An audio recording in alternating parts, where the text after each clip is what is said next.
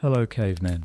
Tonight we will continue with why it truly sucked to be a caveman father, and the quiet moments in between that somehow made it all worth it. You're not woken by the sun this time.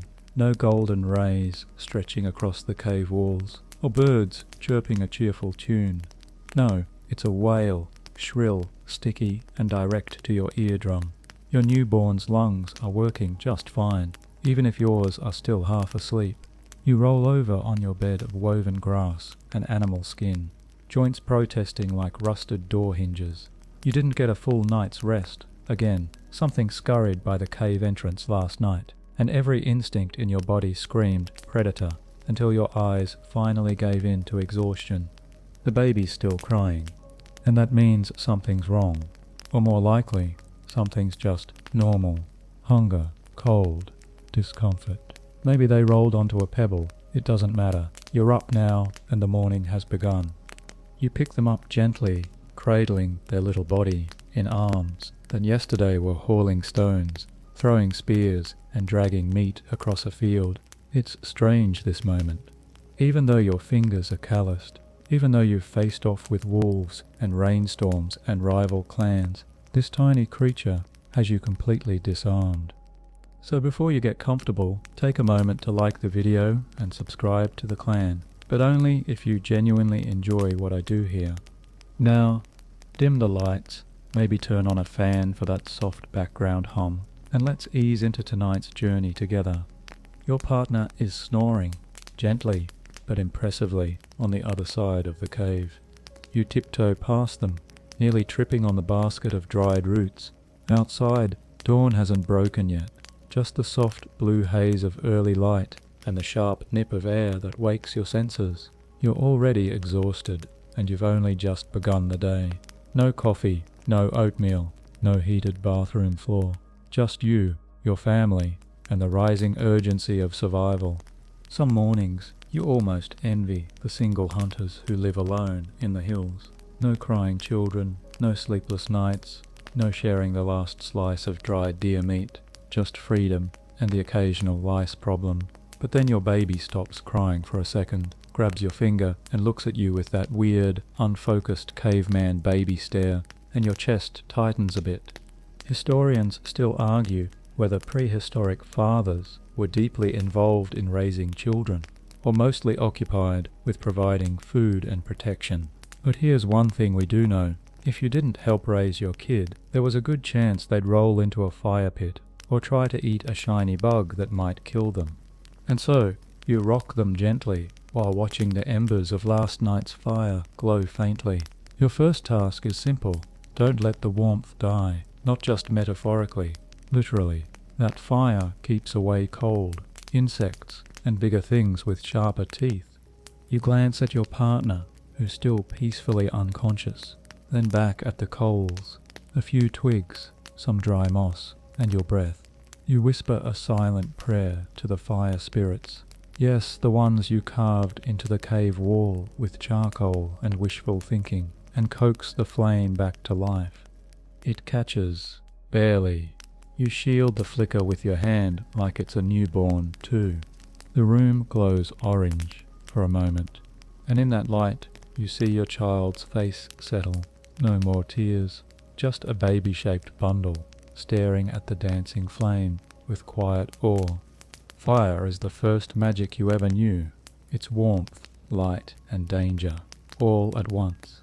You remember the first time your father let you stoke the fire alone. He watched from the shadows, arms crossed, testing you. You failed, of course. Let it go out completely. But he didn't yell, he just grunted, took over, and let the silence be your teacher. Now it's your turn to pass that lesson on, once your child stops trying to eat the ashes, of course. Some anthropologists believe fire maintenance was a shared duty in early clans, passed along from elder to child like a sacred tradition. But let's be honest, it's more like whoever's awake and not sneezing from cave mold ends up doing it. And this morning, that's you. The sun finally peeks over the cliffs. You step outside for just a moment, baby still cradled, and see the valley slowly waking up. A few fellow clan members are already stirring, their silhouettes barely visible through the trees. You catch one of them, your cousin, doing the sacred sunrise pee on the same rock he always uses, predictable as the seasons. Your stomach growls loudly, and that's your next reminder. You're not just a father, you're the provider, which means today, like every other day, you'll have to leave this tiny, squishy being you love more than dried honey fruit, and go risk your neck for something with a pulse. You sigh, kiss the baby on the forehead, and pass them back to your partner, who has just woken up and grunted something between good morning and your turn. The day is just beginning. The fire is lit, the baby is calm, and your body aches in places you didn't even know had muscles. Welcome to Fatherhood, Caveman Edition. You step back into the cave and glance at the fire one more time. Still flickering, still alive. Good. You reach for your stone-tipped spear, the same one you've patched and sharpened at least a dozen times this moon cycle. It's your version of a morning briefcase, except this one's more likely to save your life than hold parchment and pens. Your feet crunch on the frost-tipped grass as you walk out toward the forest edge. The birds are already screaming. They don't sing, no, not like the books say. They shriek like caffeinated alarms, reminding you that the world is very much awake and very much trying to kill you. You're not alone. 2 other clan fathers join you, nodding silently. One carries a net made from twisted vines. The other, a club so worn it might have belonged to his grandfather. You fall into a rhythm, no small talk, just movement. You've all got the same unspoken mission. Don't come back empty-handed, or not at all. Hunting today is risky. The herds have moved. It's colder than expected. Then someone swore they saw dire wolf tracks near the water source. But your child needs food, and your mate is still recovering from that thorn infection. So you walk faster, ignoring the twitch in your knee that never quite healed after that last boar ambush. Historians still argue whether fathers hunted daily or rotated tasks with other male and female tribe members, depending on the season. Some even claim early human fathers were among the most domesticated male primates, staying near camp far more than chimps or gorillas ever would. But none of that matters right now. Not when your stomach's hollow and every snapped twig sounds like a death omen. You reach the edge of the clearing. There's movement in the brush. Your breath slows. Instinct kicks in. The same ancient reflex that's lived in your ancestors for hundreds of thousands of years whispers, now. You raise your spear, and the fire goes out. Not the literal fire, the emotional one, because the animal rustling in the bush, it's a toddler, not yours, thankfully, but another father's. He stumbles out, grinning, holding a shiny rock and drooling like it's a prized truffle. His father rushes up behind him, pale-faced, and yanks him back before the wolves hear. You all exchange a look that says what nobody wants to say out loud. That could have been any of ours. You sigh and trudge further, deeper into the trees. The real hunt begins now, and you know, somehow, it's going to be one of those days. The kind where every rabbit hole is empty, every hoof print a day old, and every breeze carries the scent of something watching you. Midway through the forest, you come across an abandoned fire pit. The ashes are still warm, probably from the rival clan a few ridges over, the one that's always just a little too close to your hunting ground. You whisper a silent warning to the wind, stay on your side. Of course, wind doesn't listen, neither do rival clans. You finally catch sight of your quarry, 2 wild turkeys pecking around like they own the place. You crouch, creep, breathe through your nose, raise your spear. Ak-chew. You freeze. Not you, thankfully, but your hunting partner just gave away your position to every living creature within a mile. The turkeys vanish like ghosts, and your spear sails uselessly into a bush. You glare at him, but he just shrugs and mutters something about tree mold. This, unfortunately, is your team. As the sun climbs higher, so does your frustration. Hunger claws at your gut, like a desperate raccoon, and your child's face keeps popping into your mind. That scrunched up look when they're hungry, the sleepy smile when they're full, the way they giggle when you tickle their belly with a feather. You can't fail today. You finally spot a lone hare. It's barely bigger than your hand, but at this point, it's gold-plated steak in your eyes. You signal to the others, this one's yours. You line up your throw, hold your breath, and whisper a silent promise to the universe. Just this once, let it land, and by some miracle, it does. Direct hit. The hare falls limp. A clean kill. You rush over, scoop it up, and for a brief moment, you feel 10 feet tall. Provider, protector, champion of early childhood nutrition. It's not much. It's barely enough for a full meal, but it's yours. And when you bring it back to the cave still warm, and see your partner's tired face light up, even slightly, you know it was worth it. You clean the hare outside, while your child watches from a distance, fascinated and slightly horrified. You try to smile to make it seem normal, but you also want them to understand food doesn't appear, it's earned, with patience, skill, and sometimes the help of an allergenic teammate with poor timing. Later, you roast it slowly, adding wild garlic from the slope and a few crushed seeds. It smells like victory, small, slightly burnt victory. As your child chews on a piece, mouth stained with grease and eyes wide with wonder, you finally sit down. Just for a second, the fire crackles, the cave is warm, and outside the stars begin to prick the sky like old scars. Quirky fact, some archaeologists believe early humans accidentally invented the concept of seasoning when food fell into ashes or herb piles and actually tasted better. So maybe your burnt garlic hare is a culinary innovation. Who knows? But right now, you're too tired to care. You wake up the next morning with a rock poking your lower back, your mouth dry, and your partner already whispering, go. Not aggressively, just urgently.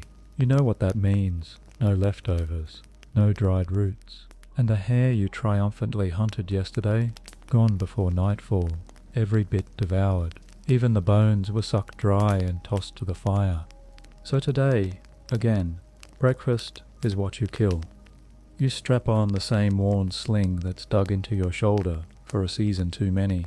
Grab your flint knife. Tuck the tiny rabbit foot charm your child gave you into your belt loop. Not because you're superstitious, just because their tiny fingers tied it there with so much concentration that you didn't have the heart to untie it. Today you'll head toward the riverbank. Maybe fish, maybe find something fresher than squirrel. Your child watches you leave from the cave entrance, clutching a smooth stone like it's a doll. They don't wave. They've learned not to waste energy, but their eyes follow you for longer than usual. That quiet, still gaze. It's both an anchor and a weight around your neck. You trek along the ridge, following deer prints that feel promising until you find a fresh pile of dung and realize it's mammoth. Again, too big, too risky, too soon. You mutter under your breath and veer off toward the reeds. Historians still argue whether Paleolithic tribes intentionally followed megafauna like mammoths for meat, or if it was mostly scavenging when those beasts died naturally. Either way, you're not chasing one today, not unless you want your kid growing up fatherless and using your skull as a cup. Near the stream, you see a blur of scales. You freeze, then spot it, a small reptile sunning itself on a flat rock. Not ideal, but doable. You approach quietly, already preparing your throw, when you hear it. A cry, distant, familiar. You straighten. That's your child. You know that cry. Not the hungry whine, the scared one, the something is wrong one, and it's coming from the camp. You drop everything and run. Your heart is pounding before your feet hit the slope.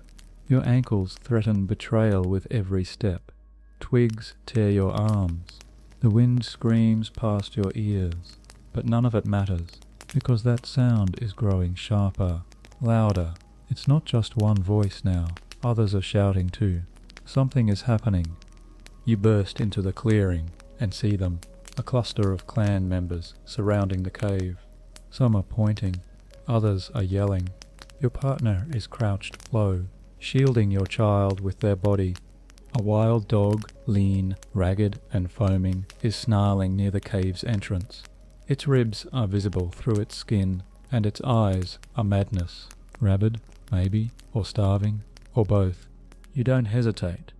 Your spear is still in your hand.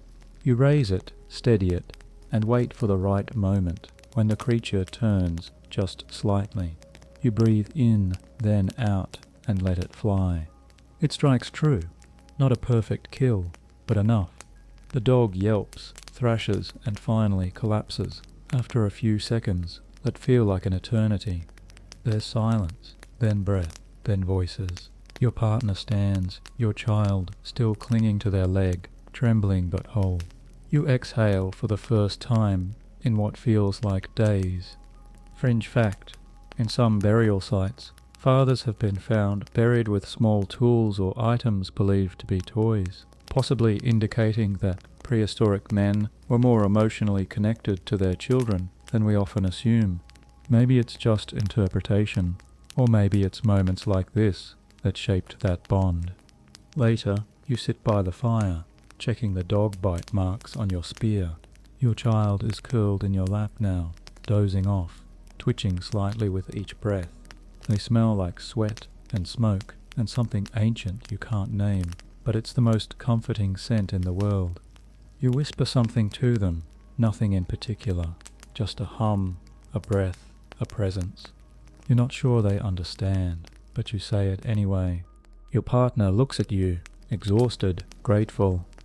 You exchange a nod, no words, just shared air, shared battle scars, and shared relief that this time, this day, you made it. There's no breakfast, no catch, but there's still fire, still family, still breath in your lungs. And in the Stone Age, that's more than most. The next morning, you don't even pretend to sleep in. Your back is still tense from yesterday's sprint. Your shoulders are sore from the throw. And your mind, well, your mind is the worst part. It replays it all on loop. The sound of the dog's growl, the way your child froze like a baby deer, the moment your partner looked at you, not with fear, but with trust. And you know something now. This is no longer just about feeding them. It's about keeping them breathing. One mistake, and everything ends. You decide today is not a hunting day. Today is a building day.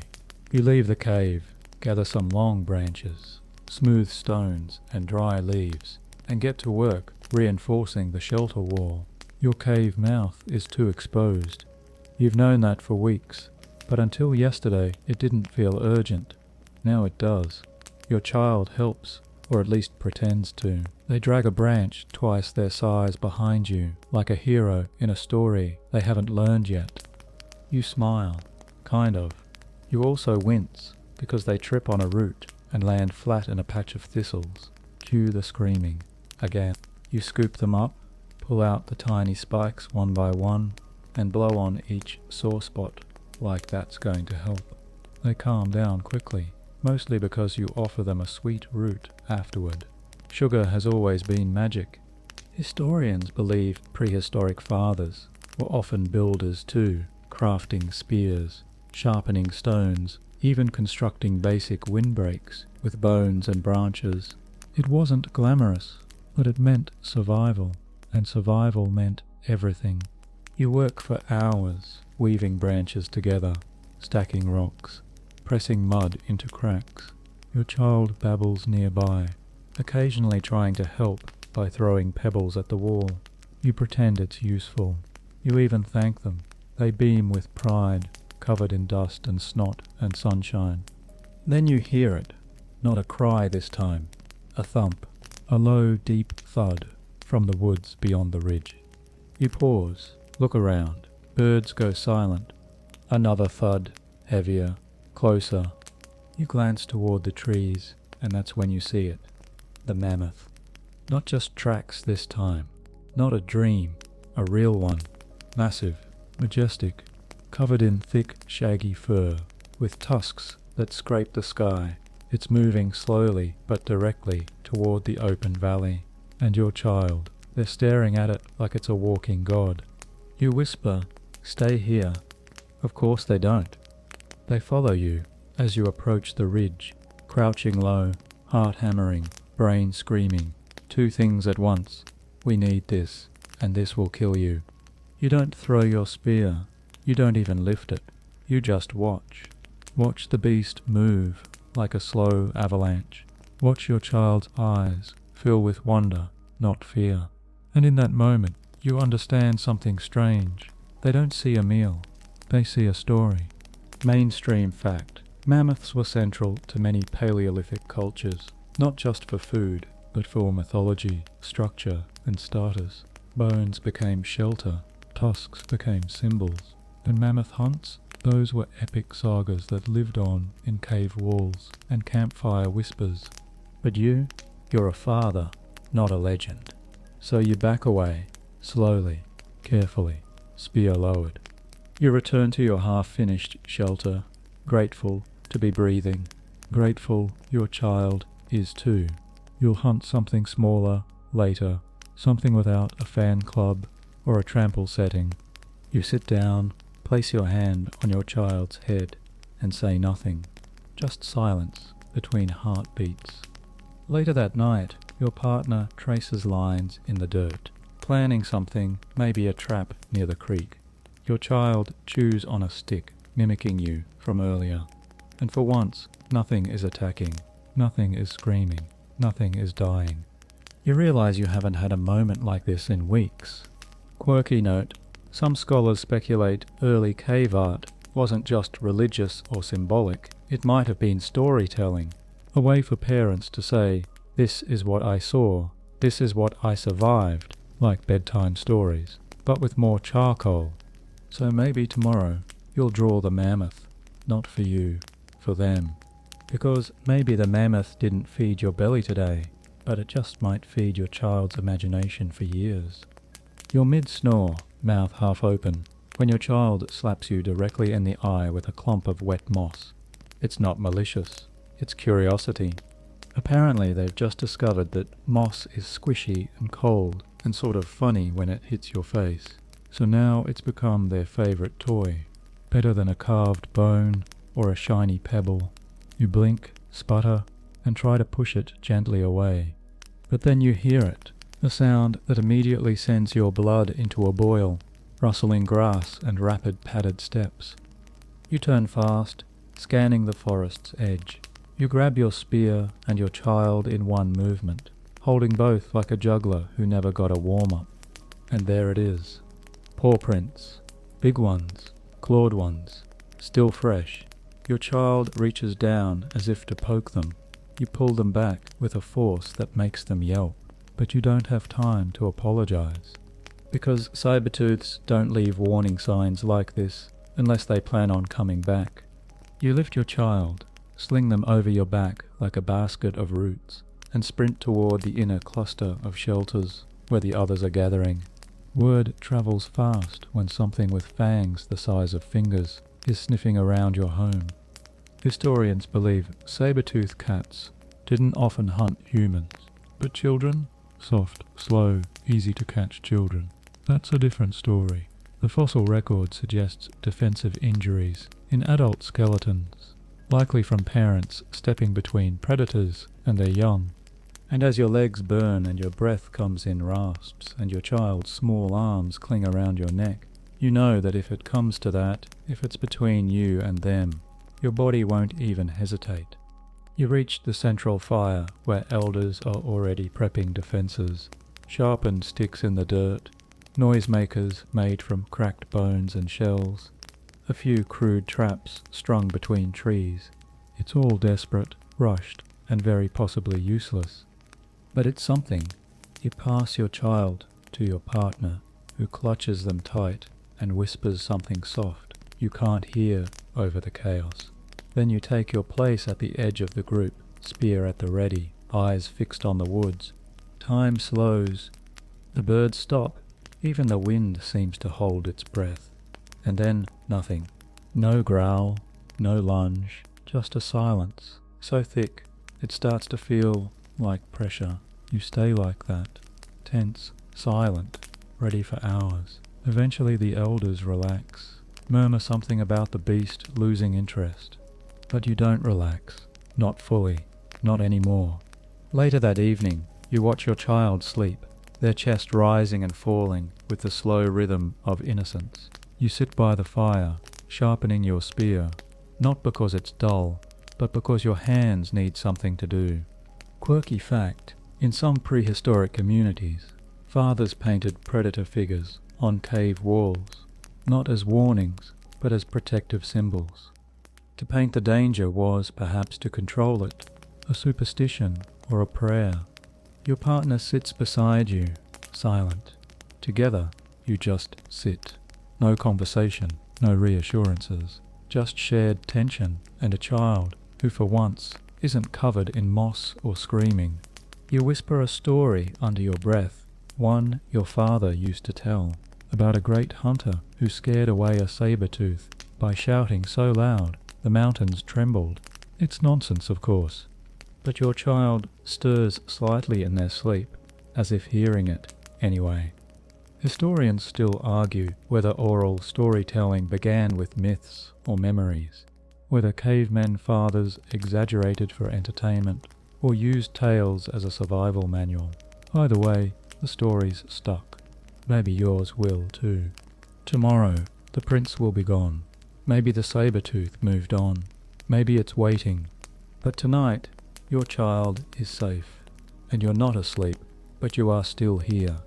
That's what matters. The next morning, your throat's dry from all the watching. You barely slept, one eye open all night, like a lizard sunbathing with a sword. But at least there were no screams, no growls, just your own thoughts creeping in like cave spiders. You sit by the fire, swirling ash with a stick, when your child waddles over, dragging a long branch behind them. It's not just any branch, it's your practice spear, the one you've been shaping for weeks. You raise an eyebrow, they hold it up, wobbling under its weight like a baby stork, then thrust it forward with a noise that sounds a lot like a sneeze. You realize with mild horror that they're copying you. You give a short laugh, tired, but warm. Teaching begins here. There are no schools, no chalkboards, no lectures. You pass down knowledge with gestures, mimicry, and repetition. You show your child how to grind herbs, how to fish with their bare hands, how to listen for danger in bird silence. You don't tell them not to wander near snakes. You get bitten once, scream, and they learn. Historians still argue whether language in the Stone Age was fully formed or mostly gesture-based. Some believe fathers were key in early speech evolution, turning grunts into signals, and signals into warnings. You just want to teach your child how to not get eaten. Today's lesson, knots. Your clan discovered a way to twist reeds into rope. It changed everything. Traps, shelter frames, baby slings. You sit with your child and try to show them how. Twist left, pull tight, over, under, loop. Their little fingers fumble, and they tie something that looks more like a bird's nest. They laugh. You act impressed. They try again. It's worse. You give a slow, approving nod anyway, because this is how your father taught you, with patience, with repetition, with moments that didn't seem important, until years later, when your life depended on them. Nearby, another father teaches his son how to spot edible mushrooms. The child picks one that looks exactly like the safe kind, but isn't. The father slaps it from his hand, hard, then hugs him tightly. You all know someone who ate the wrong thing and didn't wake up. Quirky fact.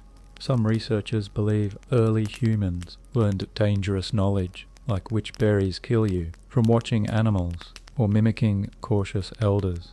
One wrong observation though, and the lesson becomes permanent. You move on to stone flaking. You show your child how to angle a rock just right, strike it with another, and create a sharp edge.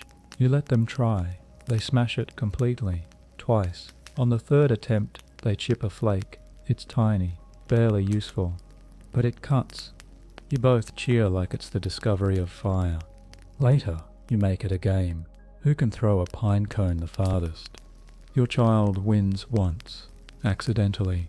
You pretend to protest. They beam. This is teaching. This is parenting. This is how you survive, even when you're not hunting or hiding. There's no diploma, no ceremony, no great job, Caveman Dad, carved plaque. Just the slow, patient passing of instinct. And when your child climbs into your lap that night, babbling sleepily and showing you a new knot they made out of your sling strap, you realize they're learning. You brush the hair from their forehead and whisper something, no words, just meaning. They fall asleep before you finish the thought. Mainstream fact, most developmental experts agree that bonding through play and imitation has been essential since the dawn of humanity. It's not just emotional, it literally wires the brain.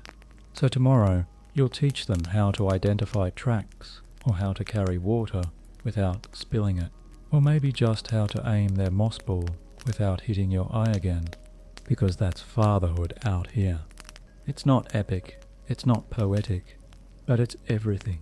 The morning starts with yelling, not your child, not even your partner. This time, it's the neighbors, not that you call them that. They're clanmates, distant cousins maybe. But right now, they're two grown men, shouting about a stick. Yes, a stick. You walk over, child on your hip, to see what's going on. Turns out, one of them claims the stick was his hunting spear. The other says it's just firewood. The argument escalates quickly. Grunts become growls, and before you can say not in front of the kids, one of them swings. It doesn't land, because you, like an idiot with a hero complex, step in between. Now your jaw hurts. Your child claps. They think it's a game. Sibling rivalry is one thing when you're a child, but among cavemen, it's often sharpened. Literally, especially when resources are low, pride is bruised, or someone took the last dried fig. Historians still argue whether early clan dynamics encouraged cooperation or competition between males, especially among brothers. Some evidence points to tightly knit family units, while other findings suggest constant tension over tools, shelter space, or mating rights. Spoiler alert, it was probably both. You sit down later, holding a cold rock against your swelling cheekbone, while your child pokes at a beetle with surprising empathy. You watch them closely. They seem curious, but then, without warning, they squish it hard. You sigh. It begins. Your child is entering the phase where they try to dominate everyone and everything. Yesterday they challenged a chicken. Today it's a goat. Tomorrow it might be their sibling, if you ever have another. And if they grow up anything like your brothers did, that future might involve sharpened sticks and petty revenge over who got the better sleeping spot. You remember one night, years ago, when your older brother dropped your dinner into the fire by accident. You didn't speak to him for a moon cycle. You also tried to pee on his furs while he slept. It didn't go well, but you both survived. That's the bar out here. Your child challenges you next. They pick up your knife backwards, of course, and hold it aloft, like a warrior from some tiny, imaginary tribe. You calmly take it back and give them a stick instead. They frown. You hand it back to them upside down. They beam like you just crowned them cave king.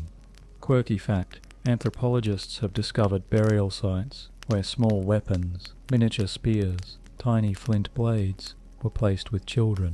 Some interpret this as ritual. Others think it was just Dad letting the kid feel big for once. Later, your child challenges another kid to a stick duel.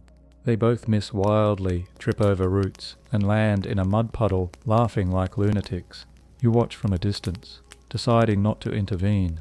They need this, need to learn pain, play, rules, and eventually restraint. But restraint doesn't come easy. That night, while preparing food, your child grabs the last piece of roasted marrow and shoves it all into their mouth. In front of their friend, the other kid cries. Their father glares at you. You shrug. You're not raising a saint. You're raising a survivor. Still, after dinner, you call your child over. No yelling, no punishment. You hand them your portion of marrow and tell them to bring it to the other kid. They hesitate, then go, slowly, quietly. The other kid takes it, smiles, crisis diffused.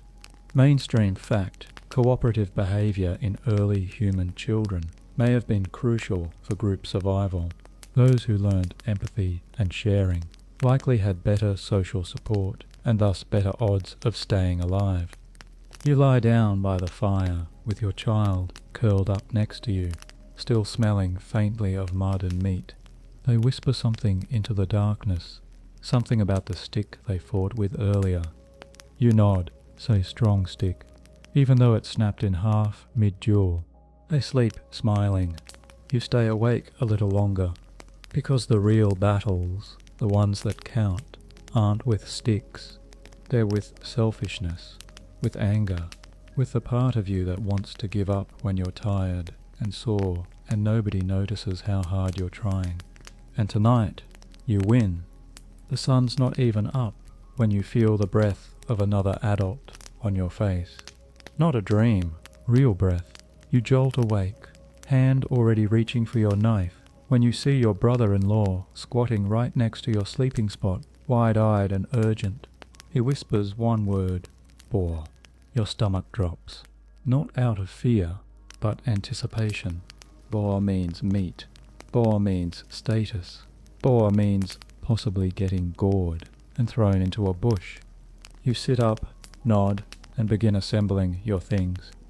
Your child stirs next to you, mumbling in their sleep and reaching for your arm. You pause. This is the part you hate, the leaving, because there's a good chance, always, that you don't come back. You kiss their forehead, then turn away before they wake fully. You've found it's better that way. Less crying, less questions. Outside, 4 other men are already prepping. One's wrapping his foot with bark strips after stepping on something yesterday. Another is sharpening a stone blade with his teeth clenched. No one's speaking much. Everyone's focused, because the boar is close, and a boar is dangerous.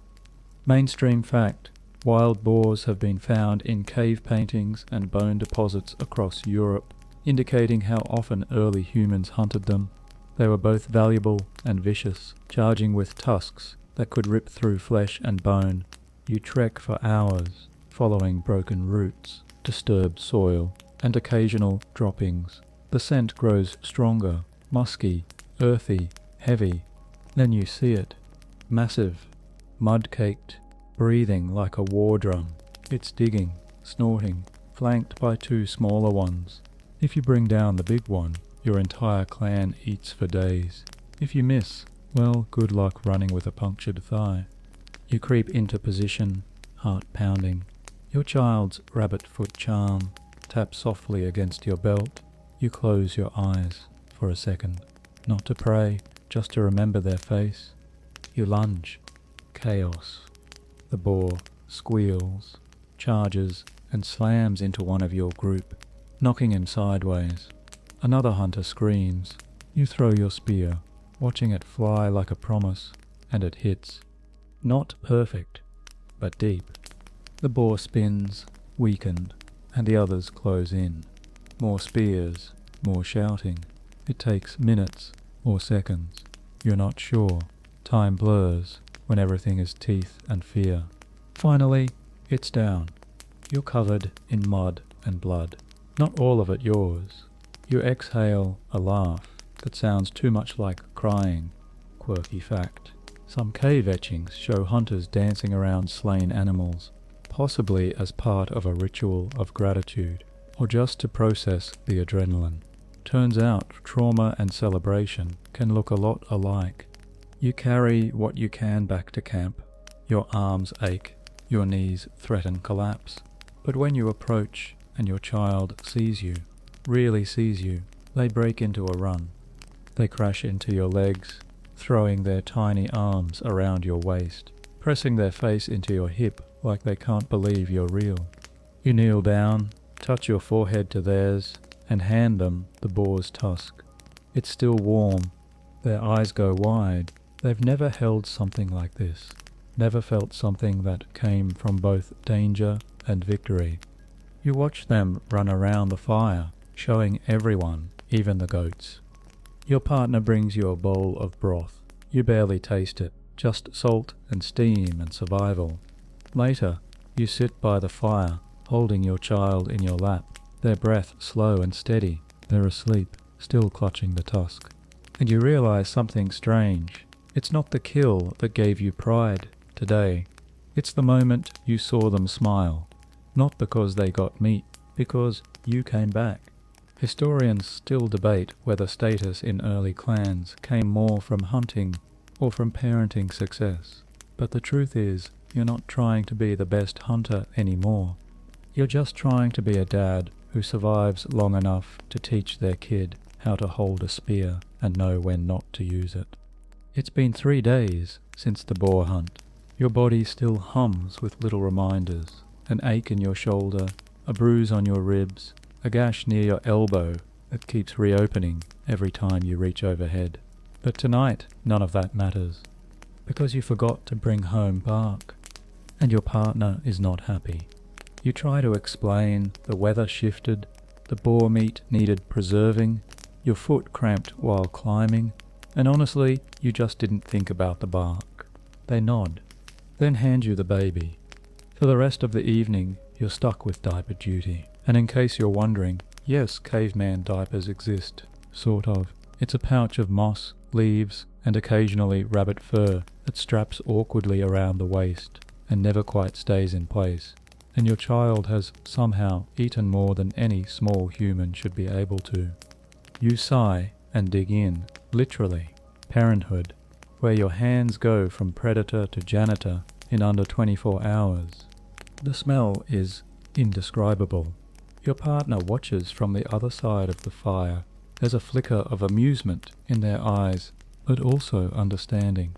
You've both been here, both scrubbed child-sized disasters from animal hides, both washed tiny hands, covered in things you hope were berries.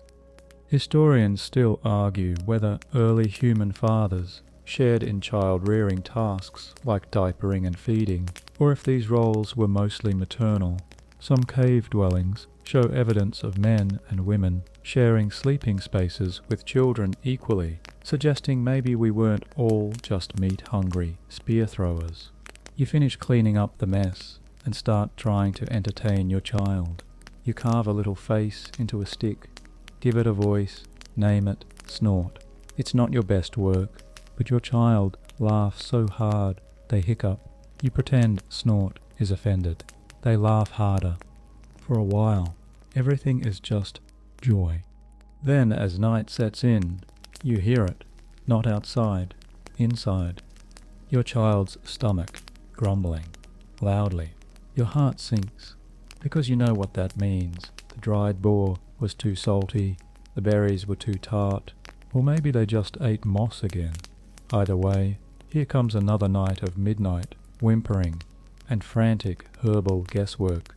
You reach for the pouch. You've gathered every plant your elders ever mentioned for digestion. Mint leaves, dried yarrow, crushed charcoal. You don't know what actually works. You just know that doing something feels better than nothing.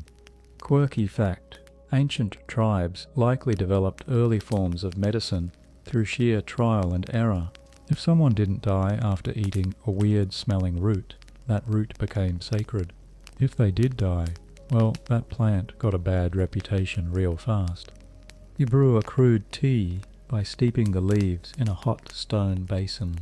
Your child winces at the taste, but drinks, then curls into your lap, trusting you with every ounce of their small, fever-warm body. You stroke their head, whisper nonsense, rock slowly, even as your legs go numb and your back reminds you that you're not 20 anymore. You stay awake until their breathing steadies, and then you don't move. You could put them down, reclaim your spot by the fire, stretch out your limbs, but you don't. Because somehow, despite the moss diapers, the sour tea, and the endless grunt arguments about bark, you feel something settling in your chest, a kind of tired contentment, a weight, sure, but also a warmth. Mainstream fact: some anthropologists believe emotional attachment between early fathers and their children played a crucial role in the evolution of social bonds, leading to more cohesive, cooperative groups. In short, love helped us survive. Your partner sees you sitting there, eyes half closed, child asleep on your chest. They bring over a fur and wrap it around you both. No words, just a hand on your shoulder for a second longer than usual. Later, as the fire dies and the stars blink into view, you hear your child murmur something in their sleep. Snort. You smile. Because even if your love life now revolves around used moss and your best friend is a carved stick with a nose problem, you're doing okay. You wake up to rain. Not a soft drizzle. Not the gentle kind that soaks your furs slowly. No, this is the kind of prehistoric storm that makes you wonder if the sky itself has cracked open and the gods are emptying their soup pot directly onto your cave. The sound is deafening, the kind of noise that makes even the boldest clanmate look up and say, "Huh." Water is pouring down the cliff walls, gushing into rivulets that snake through the grass and into your fire pit, which is now a sad, steaming puddle of half-burned wood. You know what this means. Everything is wet. Everything smells like wet. And the baby, screaming. Your partner is trying to keep them warm with 2 damp hides. But it's not enough. You both know it. The shelter leaks. The floor is soaked. The moss bedding is clumped and dripping. And your child, who only yesterday was laughing about their imaginary friend Snort, is now red-faced, cold, and furious at the sky. You look around and see your neighbours scrambling. One has tied a flat rock to the roof of his shelter. Another is stuffing grass into wall crevices. The smart ones are already digging shallow trenches around their cave openings to divert the water. You forgot about the trench. You always forget the trench. You grab your digging stick and get to work, cursing under your breath while trying not to slide on the mud. Your child wails louder with every gust of wind, and you can feel your partner's eyes on you like flint on bark, spark ready. Historians still argue how early humans managed storms, especially without proper insulation or constructed roofs. Some think they used animal hides. Others suggest stacked stones and angled thatch. Whatever it was, you clearly didn't do it right. By midday, your trench starts working, a little. Water now flows around your shelter instead of through it. You celebrate by wringing out your socks, which are just pieces of rabbit skin tied with twine. They make a gross slapping noise. Meanwhile, the child has entered stage 2 of the storm, the silent sulk. They sit on your knee, wrapped in a fur, like a soggy burrito, arms crossed, lip pouting. They refuse food. They throw a snail at the wall. They burp loudly and seem annoyed by it. You try to cheer them up by making a toy from a piece of wood and some string. It spins. It makes a clicking noise. You call it rain frog. They giggle once, then throw it into a puddle and look at you like you failed the vibe check. Quirky fact, in some tribal myths, storms were blamed on angry sky spirits or forgotten rituals. Children were often taught that thunder was the voice of an animal god, either grumbling or laughing. You try to remember if your own father ever told you that story, but mostly you remember being wet, constantly. Later the storm begins to taper. The baby finally falls asleep, curled against your chest again, snoring slightly, and drooling just enough to remind you that your hide shirt needs washing. The fire is out, the food is wet, the world is soggy, but you're safe, and for a caveman father, that's a win. Mainstream fact, many early human groups migrated seasonally, not just for food, but to avoid floods and harsh storms. If today's downpour doesn't let up, Your clan might need to move too, which means packing, which means travelling, which means carrying a toddler through mud, while also fending off snakes. You don't even want to think about it yet. For now, you just hold your child tighter. They're warmer now, their breathing's even. Your partner brings over a handful of crushed root paste. You smear it on the child's feet and wrap them in dry grass. It's something, it might help. And then, just before night falls, your child stirs, opens one eye, looks up at you, and says, "Snort hates rain." You burst out laughing, because yeah, so do you. You know how some nights everything just clicks. The fire stays lit, the baby sleeps early, the wind behaves, and you even have enough leftovers to feel full for once. This is not one of those nights. Tonight is one of those every 2 hours someone wakes up nights. First it's your child crying because they had a dream where a squirrel stole their marrow bone. Then it's your partner needing help shooing away an actual raccoon that tried to take dried fish. Then it's you sitting wide awake, feeling that ever-present pressure behind your eyes, the mental to-do list that never ends. You try to sleep again, but a rustle outside catches your attention. You grab your knife. Quiet steps, a glance toward your child, still snoring softly and drooling on your only clean pelt. Good. You move to the cave entrance and crouch low, eyes scanning the trees. It's probably nothing. Could be wind, could be leaves, could be raiders. You've seen them before, bands of outsiders, desperate or dangerous or both, creeping into the edges of your territory, sometimes just to steal food, sometimes worse. You tighten your grip on the knife. It's just a deer, a skinny, shivering deer, picking its way through the brush like it's trying not to exist. You breathe again, just a moment of relief. You go back inside. Still, you don't sleep, because even when it's quiet, even when there's no boar, no storm, no raiders, you're still on. Your job never ends. Historians speculate that the daily burden of prehistoric parenting went beyond just feeding and defending. Fathers were likely also the nighttime guards, the tool fixers, the accidental therapists. You start to wonder how your own father handled all this. Then again, maybe he didn't. Maybe he just powered through it, like you're doing now, one blurry night at a time. Your child rolls over in their sleep and mumbles something that sounds like mud soup. You smile and shake your head. You lie back down, but your brain stays moving. What if the fire goes out again? What if the hunting group doesn't return tomorrow? What if your child eats another poisonous mushroom? What if that cough they had earlier gets worse? You close your eyes and try to block out the thoughts. Your partner shifts beside you and murmurs something. You pretend to be asleep, not because you don't want to help, but because if one more being, human, animal, spirit, imaginary friend, needs something from you tonight, you might actually scream. Quirky fact, some cave etchings have been interpreted as tally marks or moon cycles, evidence perhaps of sleep tracking, or even early attempts to organize nighttime tasks among community members. Or maybe just bored parents counting down until sunrise. Eventually, just before dawn, you do drift off. And 5 minutes later, your child pokes your cheek. "Papa," they whisper. You grunt, snort, had a bad dream.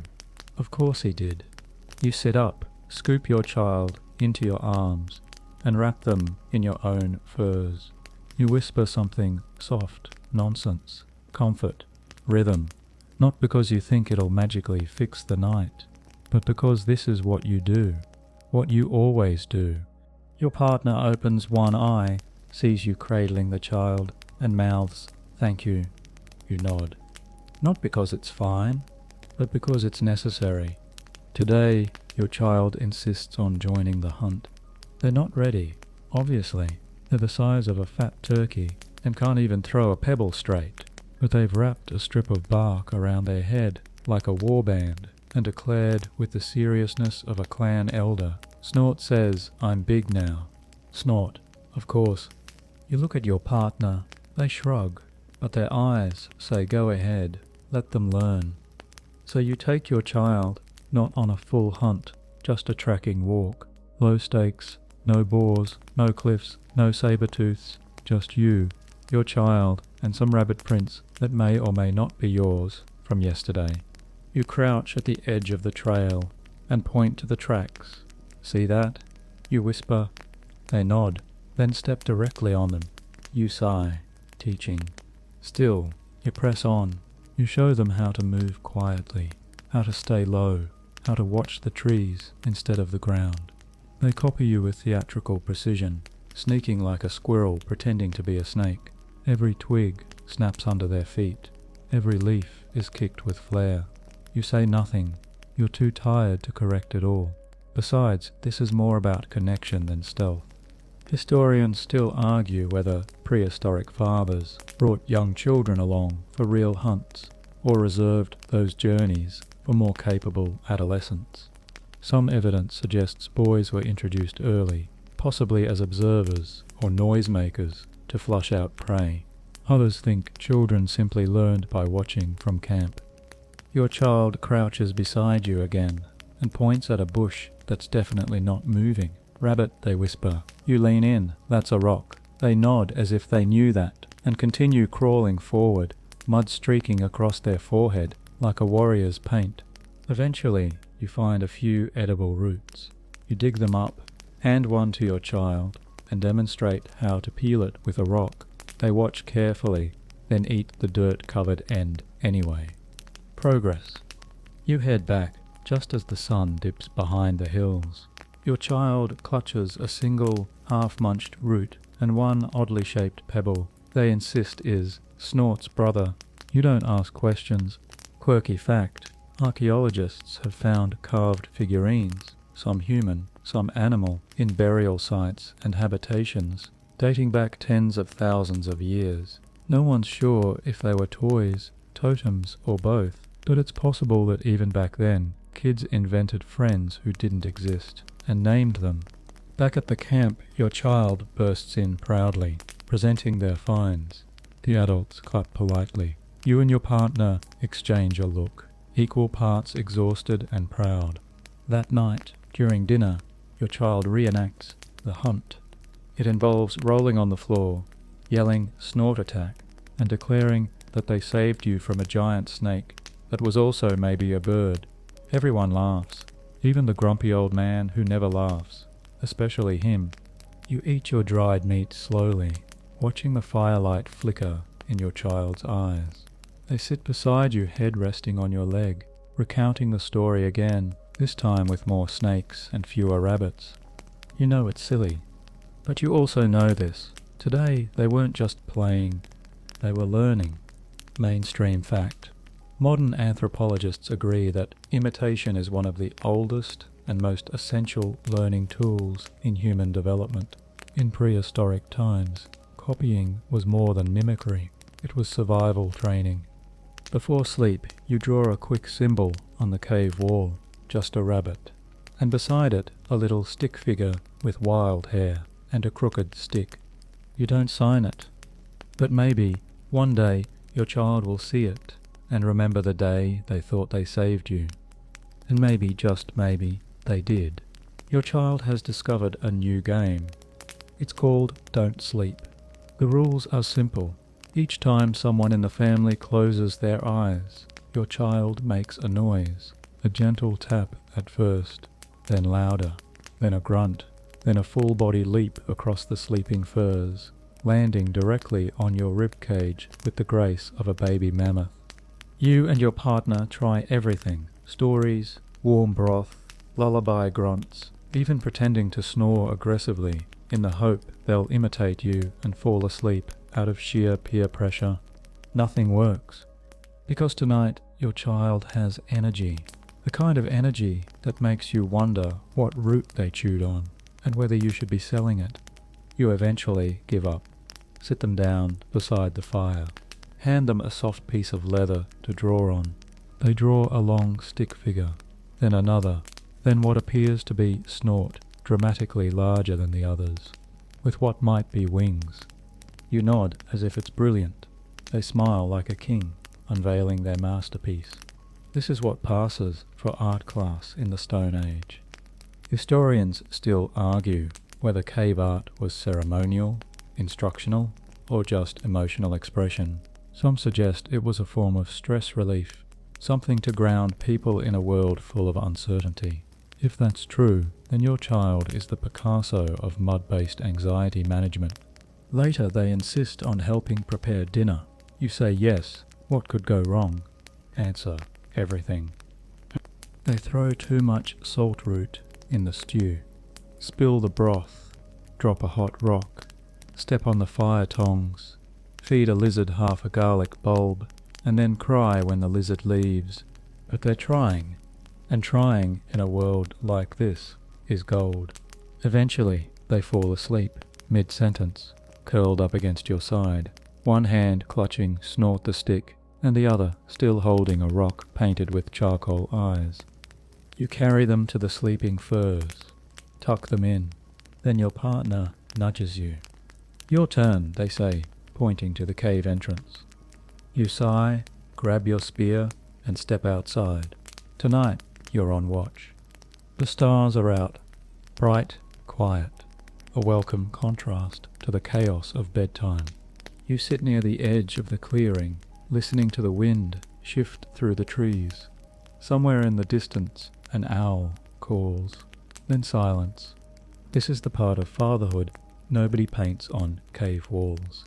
The waiting, the quiet, the moments where nothing is happening, but everything still feels heavy. Quirky fact. Some prehistoric cultures believed in night spirits that only appeared when fathers weren't watching. The idea was less about monsters and more about accountability. If you didn't protect your family, the world would take notice. You shift slightly, back against a tree, knees drawn up. You're cold, tired, wondering if the stew is even edible. But then you hear it, a tiny murmur from inside the cave. Snort, big wings. You smile. It's not poetry. It's not a victory song. But it's a dream, a harmless, warm dream, and it's yours.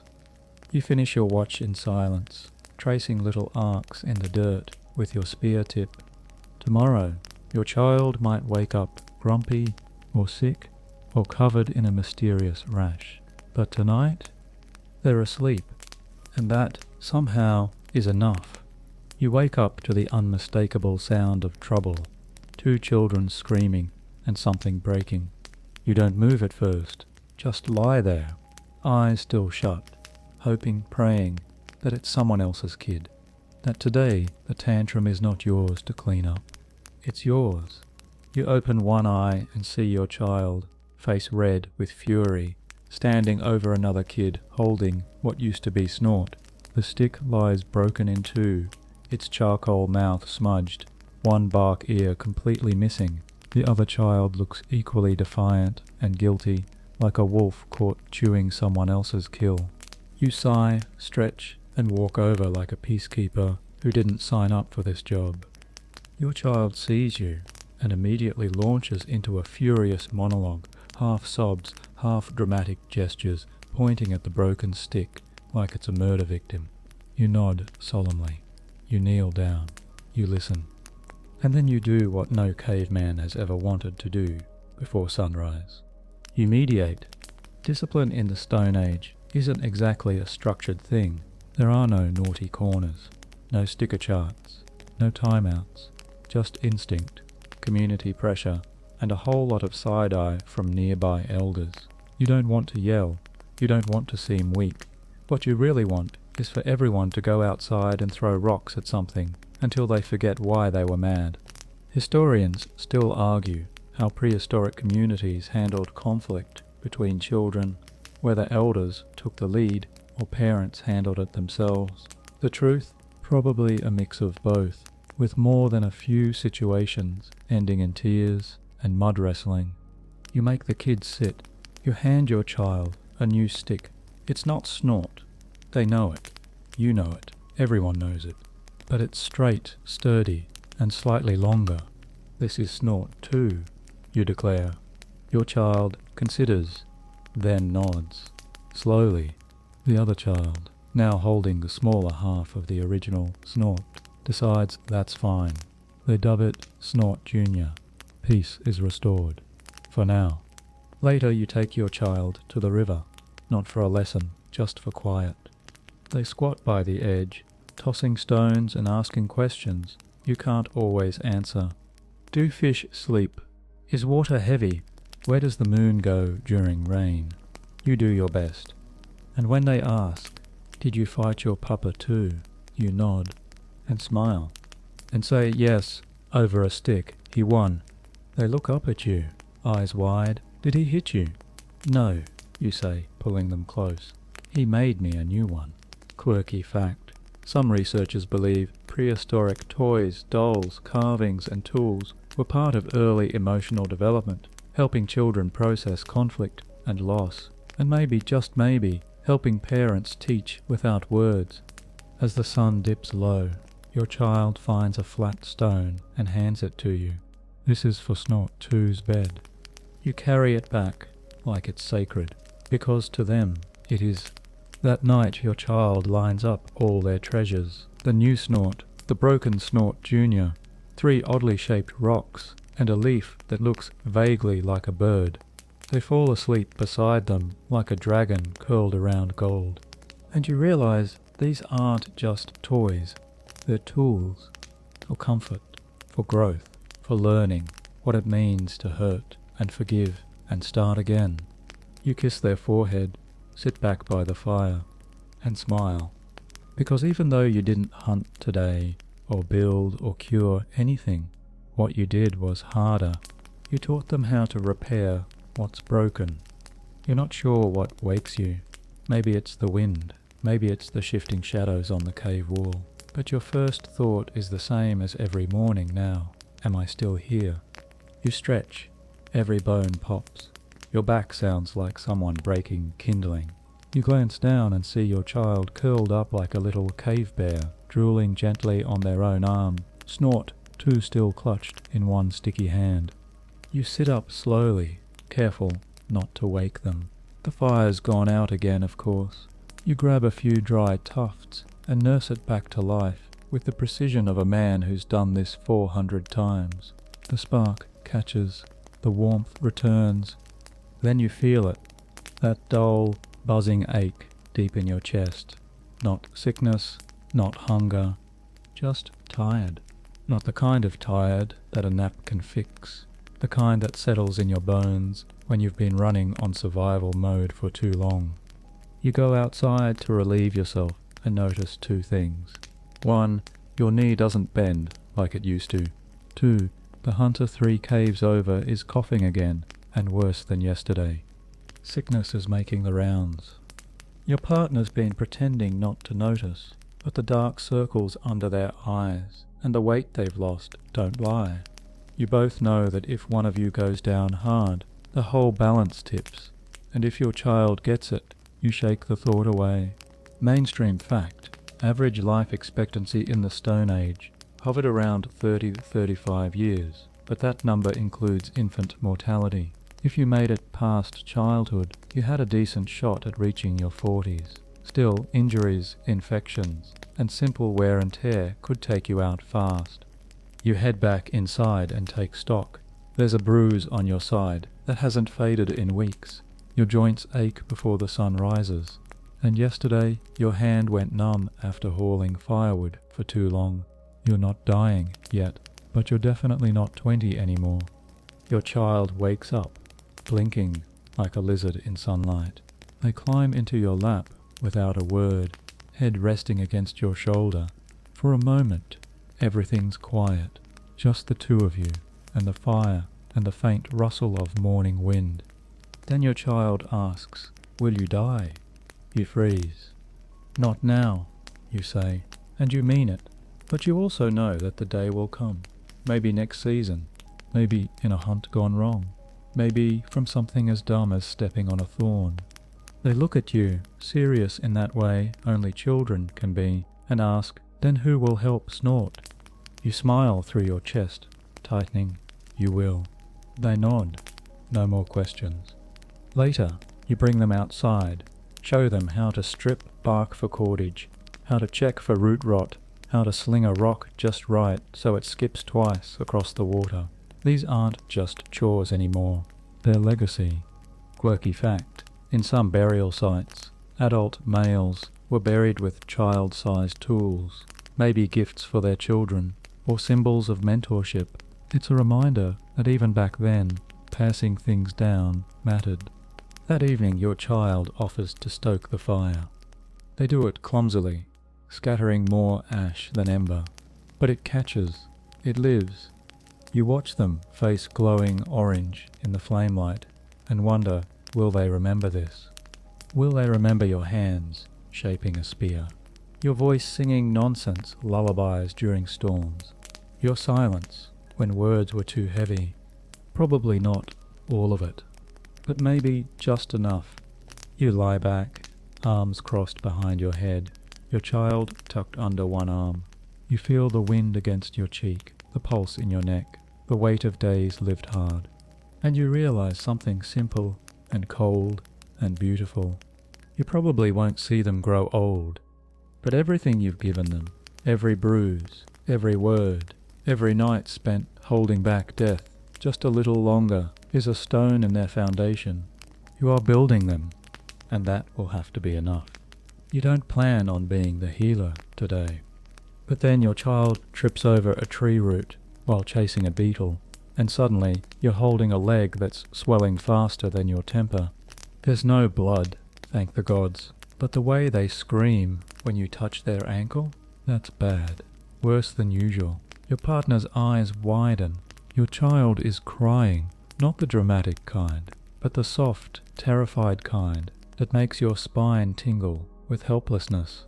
You carry them inside and lay them down on the moss bedding. You don't panic. You can't. They're watching you. So you take a breath, check for breaks, press gently. It's not crooked, not bent in a direction it shouldn't be. That's good. But it's bad enough. You do what you've seen others do. Take a smooth stick, cut it down, and wrap the leg tight with bark fibers soaked in river clay. It's not elegant, it's not fast, but it works, probably. You sit by your child as the pain turns to sniffles, then to sleep. Their hand still holds your wrist like a vine, refusing to let go. Mainstream fact: prehistoric medical care was surprisingly sophisticated in some cultures. There's evidence of splints, trepanation, yes, skull surgery, and even herbal painkillers. But for the average caveman father, you were the hospital. You ask your partner to find willow bark. It helps with pain. Or so you've been told. You chew some too, just in case the stress gives you another headache. Quirky fact: salicine, the pain-relieving compound in willow bark, is actually the precursor to modern aspirin. So congratulations, you've just become your child's first pharmacist. That evening, your child wakes up groggy but calm. You feed them root mash. They wince but eat it anyway. You promise them they'll be better soon. They nod. Snort will protect me. You raise an eyebrow. You mean me? They look at you seriously. Snort told you to protect me. Fair enough. You sleep that night sitting upright, just to be close, just to hear their breathing. Every twitch of their foot makes you jolt awake. Every cough makes your heart do a flip. You remember when you broke your arm as a child. Your father didn't say a word, just wrapped it, gave you a boiled insect for protein, and said don't run on bad days. You pass that wisdom along now.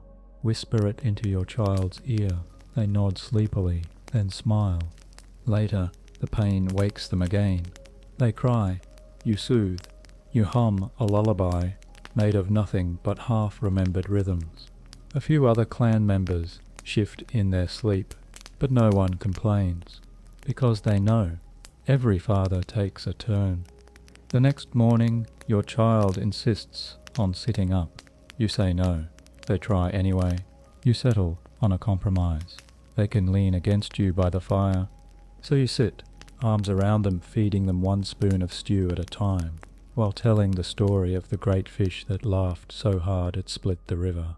You make it up as you go. They laugh. It hurts them, but they laugh anyway. Later your partner leans in and whispers, "You're getting good at this." You raise an eyebrow. At what? Inventing lies? No, they say, kissing your shoulder, at being a father. You don't respond. Just stare at the fire. Because deep down you still feel like a child, pretending to know what you're doing. But if that's what keeps your child strong, maybe pretending is enough. You don't usually leave your child alone. Not because you don't trust them, you don't, but mostly because anything can happen. A branch can fall, a goat can kick, a rival clan could wander too close. But today, the elders need you. There's a disagreement about food storage. Someone has accused someone else of hoarding dried roots, which, to be fair, they definitely did. The stash was found buried under their sleeping spot, wrapped in deer hide and smelling suspiciously like guilt. While the grown-ups argue about fairness and fungus, you ask an elder woman, one with a decent memory and a slightly less terrifying frown, to watch your child for just an hour. She nods, grunts. You know she'll do her best. But your best and her best are very different things. By the time you return, your child is gone.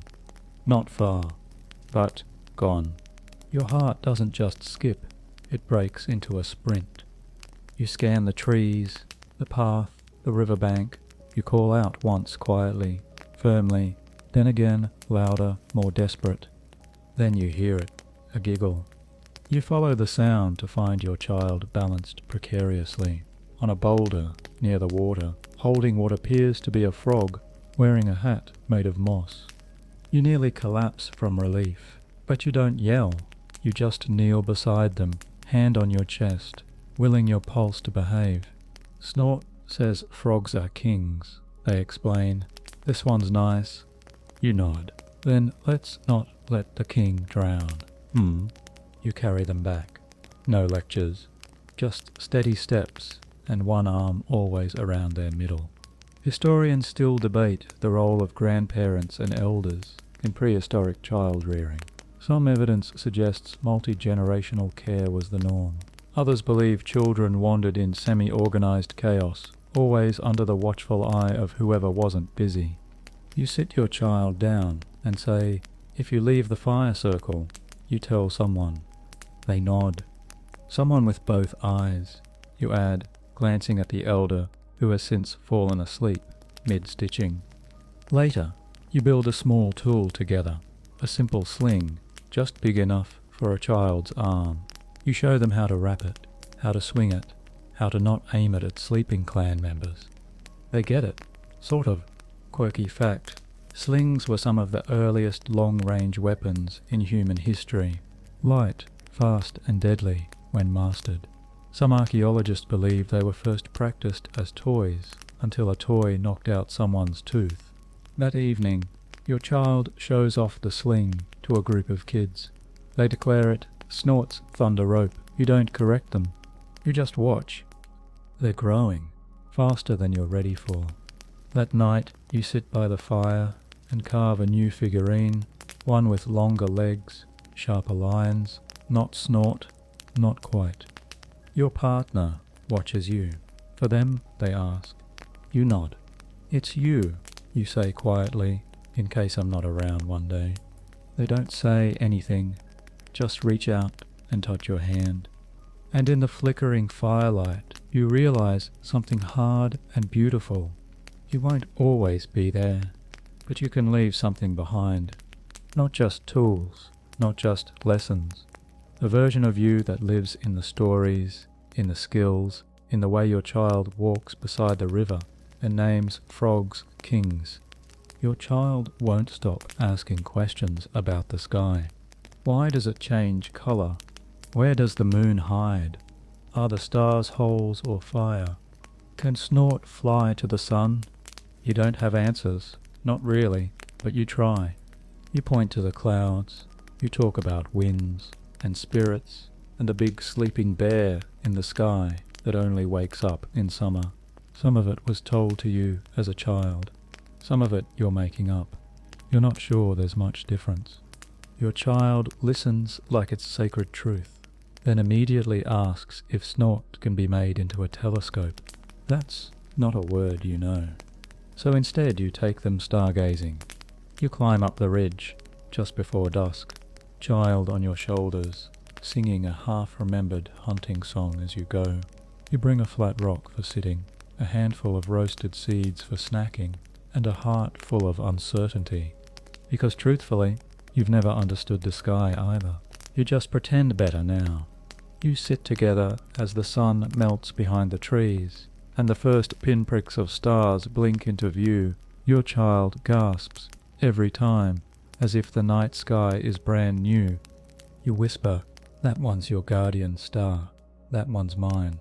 They nod solemnly, then ask, "What if they fall?" You pause. Then we catch each other. Mainstream fact: many early human societies used stars for navigation, migration timing, and even ritual storytelling. Some of the oldest carvings found on bones are star maps, simple constellations scratched into antlers or ivory. It wasn't science yet, but it was something close, wonder. You teach them to find the three-bird stars, what your father called the path of flight. You trace the crooked snake constellation. You name one after your child, just to see their face glow brighter than the fire. Later, you lie back, head resting against a root, your child curled beside you, breath fogging in the cooling air. They whisper, "What if the stars are watching us?" You chuckle. I hope they're impressed. They fall asleep before you finish the story about the moon and the jealous mountains. Their hand is wrapped around your arm, their cheek pressed against your side. Quirky fact: in some ancient burial sites, children were buried facing the sky. Some scholars believe it was symbolic, an offering to the heavens. Others say it was simply comforting, a final reminder that they were loved under the stars. You stay until the cold starts biting at your fingers. Then carefully, very carefully, you carry your child back down the ridge, watching your steps, counting each one, because every fall is a risk. And right now, they're dreaming. You lay them on the moss, tuck them in, and sit by the entrance for a moment, watching the moon rise like a silent drum. Your partner joins you. You don't speak, you just look up, because sometimes the only way to feel small enough to breathe is to stare at something too big to understand. You wonder what your child will remember. Maybe not the names of the stars, but maybe the feeling of being carried. And maybe, just maybe, the sound of your voice saying, "That one's yours." You're crouched in the dirt, a piece of charcoal in your hand, trying to draw a deer that doesn't look like a lumpy dog. Your child watches intently. Is that snort? You look at the cave wall. You were going for antlers. They see their best friend. Fair enough.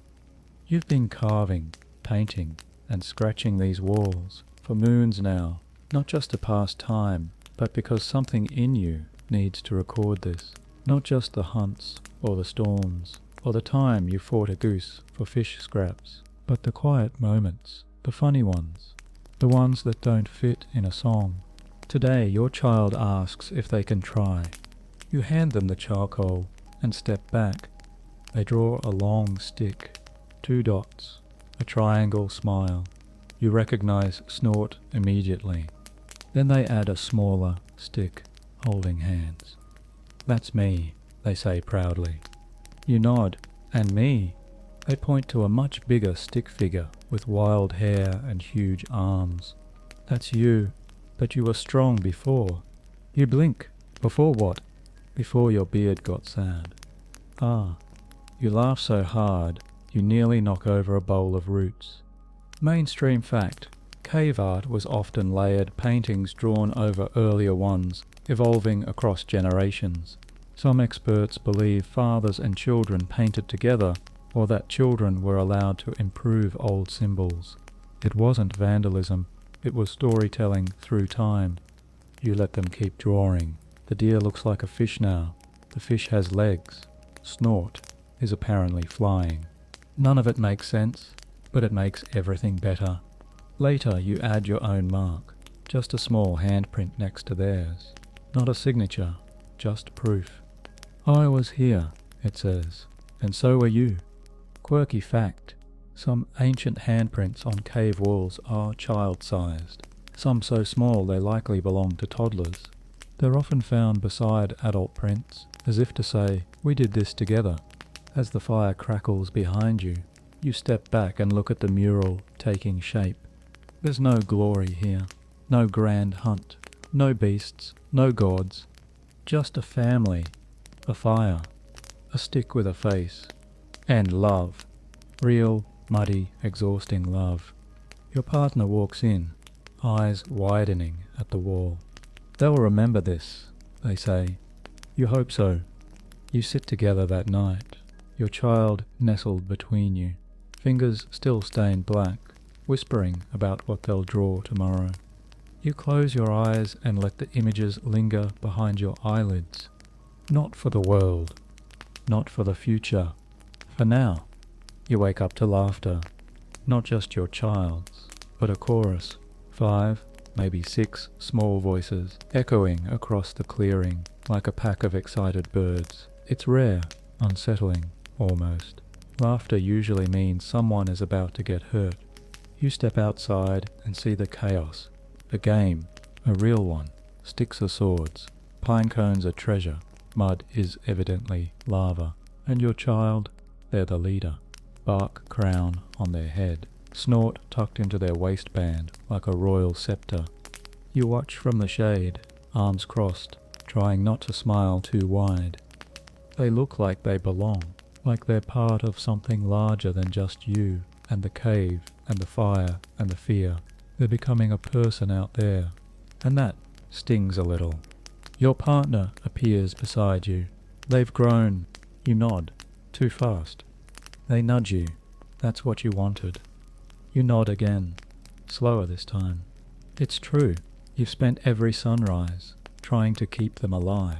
Every night teaching them how to stay warm, how to find food, how to listen to the wind. But now that they're laughing without you, you feel something tighten. Not jealousy, not sadness exactly, just the ache of letting go before you're ready. Mainstream fact. Anthropologists suggest early humans formed micro-societies among children, allowing them to learn cooperation, hierarchy, and empathy outside of adult supervision. These early peer tribes might have been the first taste of independence, the first hint of individual identity. You take a walk to clear your head, pick up a few stones, sharpen your blade, stare at the horizon for no reason other than habit. When you return, your child runs up and grabs your hand. You were in the game, they say breathlessly. You were the king of the sky. You blink. Was I winning? They shake their head. No, you exploded, but it was cool. Fair enough. Later, during dinner, your child mimics your mannerisms, your eyebrow raise, your half smile, even your exaggerated grunt when the stew's too salty. Everyone laughs. You pretend to be offended. They pretend to apologize. The game continues. Quirky fact. Mimicry in children isn't just play. It's rehearsal. It's how they absorb behavior, emotion, and power. Some studies suggest even prehistoric societies may have had informal rituals where children played adulthood to prepare for it. After the meal, your child climbs into your lap like it's instinct. Their head rests on your shoulder, their voice groggy. I like when you watch me. I always do, you say. They nod, then sleep. You sit there a long time, because one day they'll leave, not far, maybe, but further than this. And they'll lead real hunts, face real danger, hold real pain. But tonight, they're still yours. You kiss their forehead, not out of tradition, not even out of love, out of gratitude, for being allowed to witness it all. You're fixing a trap when your child asks you the hardest question of all. Why do we die? You pause, mid-knot, hands still on the cord. The sun is behind them, haloing their wild hair. They're not scared, just curious, like they asked what moss tastes like, or why frogs jump. You sit back on your heels, take a breath, look at them. We die, you say slowly, because everything does. They frown. Even you? You nod. Even me. They look at the dirt, pick up a twig, snap it in half. Even snort. You nod again, especially snort. They're quiet for a long time, and you just sit with them, because this moment is the rite of passage. No clan paints on the wall, not the first hunt, not the first fire, the first time your child realizes you won't always be there. Mainstream fact: early burial sites with grave goods, tools, shells, pigments suggest that humans developed rituals around death tens of thousands of years ago. And where there are rituals, there are explanations, however vague or symbolic. We've always needed them. You try to explain. That's why we teach, you say. That's why I show you things. So when I'm not here, part of me still is. Your child tilts their head. But what if I forget? You smile, pulling them close. Then snort will remind you. That gets a giggle. They lean into you, arms around your waist, breath warm against your side. I don't want you to go. I don't want to go either, you whisper. But one day I will, and you'll still be here, strong, smart. You'll take care of the fire, and the others, and your own little cave monsters. They grin at that. I'm not having monsters, just frogs. Quirky fact. Some tribes today trace lineage through spoken memory alone, every parent teaching their child the names and stories of those who came before, stretching memory back like a rope tied across centuries. It's fragile, but it's worked. Later, you bring them to the high cliff, the one you swore you wouldn't visit again after nearly falling last spring. But today, the wind is calm, the path is dry, and the view, it's everything. You point to the river, the hills, the hunting trails, the tree where you first saw a hawk dive so fast. You swore the air ripped in half. This is yours, you say. They stare, eyes wide, then they whisper, no, it's ours, and something in you softens. That night you carve one more shape into the cave wall, a stick figure standing on a hill, a smaller figure beside it, a fire between them. Your child watches you work, doesn't speak, just rests their hand on yours. The charcoal smudges across your palm. It looks like a bruise. It feels like a blessing. You've given them everything you can, and you're still here. For now. The night begins like any other. You eat together, you laugh. Your child tells a story that makes no sense about Snort defeating the wind with a giant feather. Your partner rolls their eyes, but smiles. Then the wind shifts. It's subtle at first. The fire sputters, strangely. The goats grow silent. A bird takes off from the trees without warning. You and your partner lock eyes. You both feel it. A wrongness. An ancient twitch in the gut. Then the sound comes. Footsteps. Heavy. Many. Not animal. Human. Raiders. You grab your spear. Pull your child behind you. Your partner is already moving, grabbing bags, signaling to the others. There's no time to defend, only to flee. Your child is crying, asking questions you don't have time to answer. You pick them up, run toward the woods, heartbeat crashing in your ears like a storm. The trees close in around you. Your legs scream with each step. You don't know who made it out. You don't look back. You only run. When you finally stop, breathless, bleeding, you find a dark hollow between two roots. You duck inside, cradle your child in your arms, cover their mouth, try not to sob, and then silence. Minutes pass, maybe hours. You don't know. They sleep in your arms eventually. You stay awake, keeping watch, every muscle trembling. This is the part you can't prepare for, the part no teaching covers. You did everything right. You built, you hunted, you loved. And still, historians still argue whether violence between clans was common or rare. Some say it was ritualized, others say random. What no one debates is this: sometimes you lost everything. Quirky fact: small hidden shelters have been found miles from known settlements, just holes in the ground, lined with fur and forgotten tools. They think they were escape points, emergency dens. You are in one now. Your child wakes before dawn, eyes wide, lips trembling. They whisper, "Is the fire gone?" You shake your head. No, not gone, just moved. They nod slowly, then place snort, still intact, between you both. "He stayed," they whisper. "He didn't run." You look at the toy, you look at your child, and something inside you somehow feels like a fire sparking to life. You hold them closer. You promise them, silently, you will rebuild, that you will start again, that tomorrow there will be a new cave, and new drawings, and new stories, and that this pain will not be the end. Not for them, not for you, because this is what fathers do. They carry. They bleed. They lose. And then somehow they rise. The stars fade behind the first light of dawn. You sit on the edge of that quiet forest hollow, your child still sleeping against your chest, the weight of the night settling into your bones.